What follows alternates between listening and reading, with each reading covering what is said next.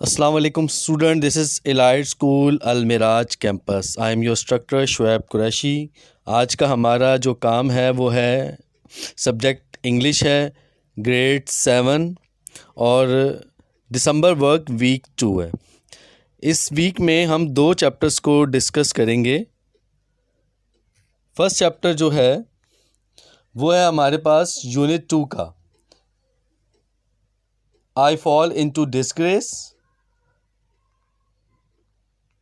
I fall into disgrace ये chapter इसमें है क्या? इसमें एक बच्चे की कहानी है जिसका नाम है डेविड। डेविड जो है बेसिकली ये एक छोटा सा एक्सट्रैक्ट लिया गया है एक नावल में से, डेविड कॉपरफील्ड में से। और इसमें डेविड एक बच्चे की कहानी है जिसके फादर फौत हो जाते हैं, मदर सेकंड मैरिज कर लेती है। जो उसके स्टेप फादर होते हैं वो बहुत जालिम होते हैं और स्टेप फादर की जो 2 बहनें होती हैं वो भी बहुत ज़्यादा जालिम होती हैं। तो वो स्टेप फादर जो होते हैं उनका नाम है मिस्टर मर्डस्टोन।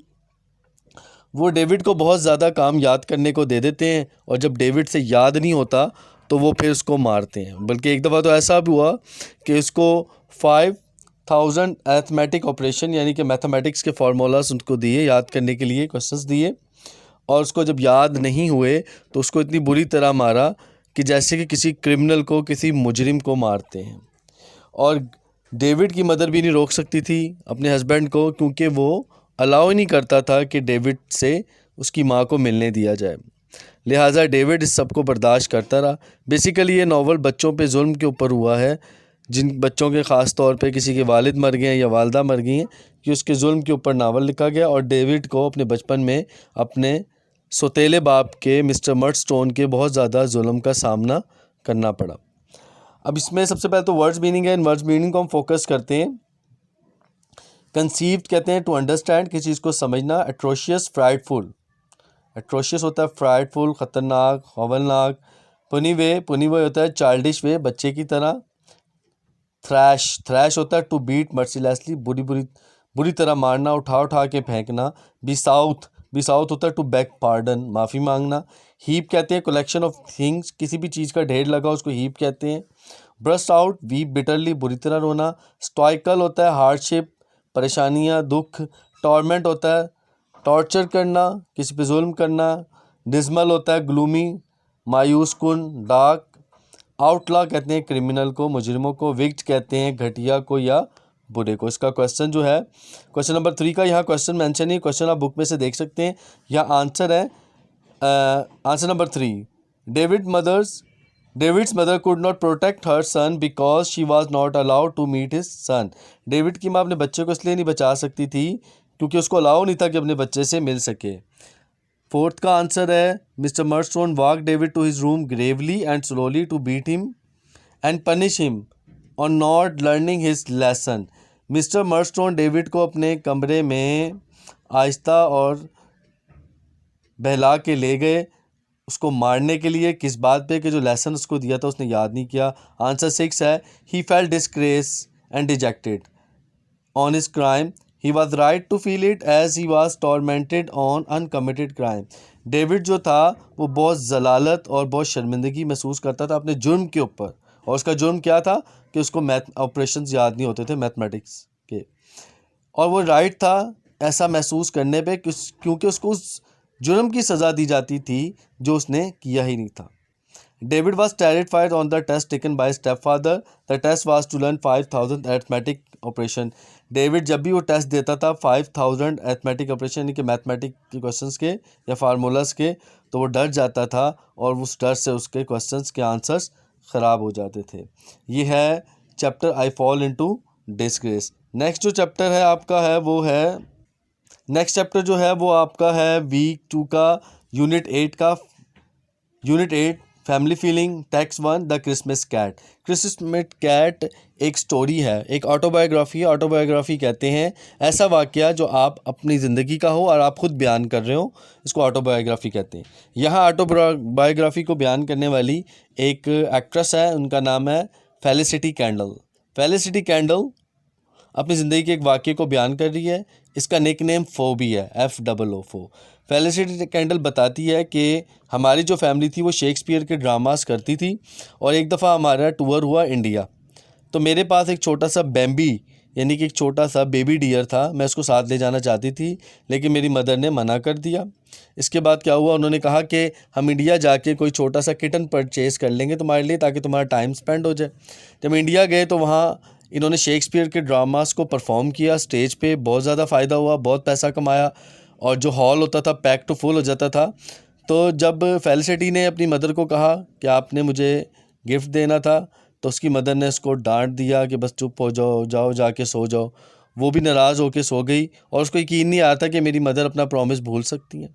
सुबह वो जब उठी तो उसने देखा कि उसके बॉक्स के बेड के नीचे एक बॉक्स है, वाइब्रेट कर रहा है। उसने बॉक्स को खोला तो उसके अंदर एक बहुत बड़ी टॉम कैट 8 से 9 साल की निकली, जिसने पाउंस किया, जंप करके फेलिसिटी के सर पे बैठ गई और उसके सर को स्क्रैच करने लग गई और उसके ब्लीडिंग होनी शुरू हो गई। तो जब मदर आई तो वो कैट जो थी, जो टॉम कैट थी इतनी बड़ी, वो बिल्कुल मासूम सी बन गई, जैसे उसने किया ही कुछ नहीं। और जब तक वो कैट फेलिसिटी के साथ रही है, उसका बिहेवियर यही रहता कि जब भी वो अकेली होती थी, फेलिसिटी अकेली होती थी, तो वो उस पर अटैक कर दिया करती थी, और जब उसकी मदर आती थी तो वो बिल्कुल मासूम से बन के उसकी मदर की गोद में बैठ जाती थी। तो एक वक्त ऐसा है कि एक लॉन्ग जर्नी पे वो जा रहे थे कहीं, तो वो इसको फेलिसिटी की बहन ने उसको कहा कि वो जो कैट है वो मर गई। उस कैट का नाम इन्होंने शीबा रखा हुआ था, टॉम कैट का नाम। तो जब वो मर गई तो फेलिसिटी कैंडल की बहन बताती है कि फेलिसिटी बहुत खुश हुई उसके मरने पे, इतनी खुश हुई कि वो बेड के ऊपर जंपिंग कर रही थी, और जंपिंग करते करते ये कह रही थी कि शीबाज डेथ, शीबाज डेथ, यानी कि शीबा मर गई है, शीबा मर गई है। तो ये एक कहानी थी फेलिसिटी कैंडल की, जिसने अपनी ज़िंदगी के बारे में एक छोटा सा वाक़या बताया उस बिल्ली के बारे में। ये वो किटन थी, छोटी सी बिल्ली जो माँ ने गिफ्ट करनी थी, लेकिन वो किटन ना निकली, वो एक टॉम कैट निकली।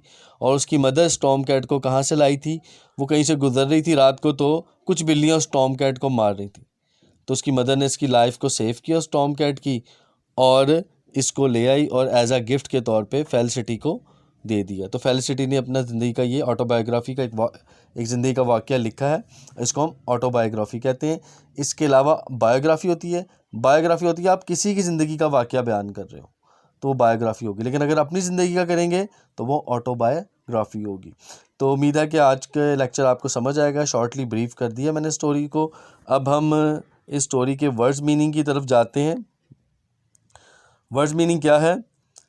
अनयूजुअल कहते हैं अनएक्सपेक्टेड, यानी कि ऐसा वाक़या जो आपको तवक्को नहीं थी लेकिन फिर भी हो जाए। लॉन्ग्ड होता है विश, ख्वाहिश को कहते हैं।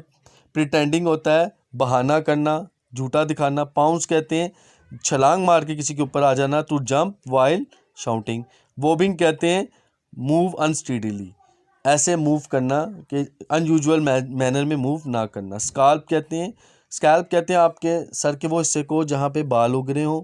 ट्रम्प कहते हैं फतह को, विक्ट्री को। बैम्बी बेबी डियर को कहते हैं, एक छोटा डियर का बच्चा होता है। एचिंग होता है दर्द होना, पेन होना।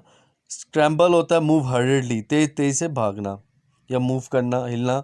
लेवेटरी कहते हैं वॉशरूम को, मोस्टली जो ट्रेन में वॉशरूम होते हैं उसको लेवेटरी कहते हैं। क्वेश्चन आंसर्स हैं इसके।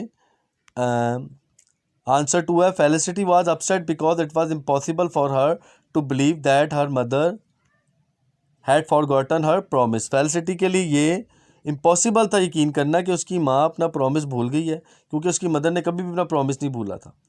The cat never love Pho in 5 year. Answer 3 है कि उस बिल्ली ने फो फेलिसिटी कैंडल का निकनेम है, कभी भी प्यार नहीं किया। He always attacked on her but he was as gentle as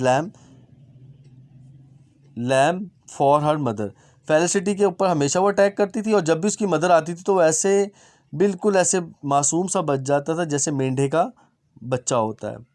answer 4 है her sister said that Felicity became very happy on Sheba's death.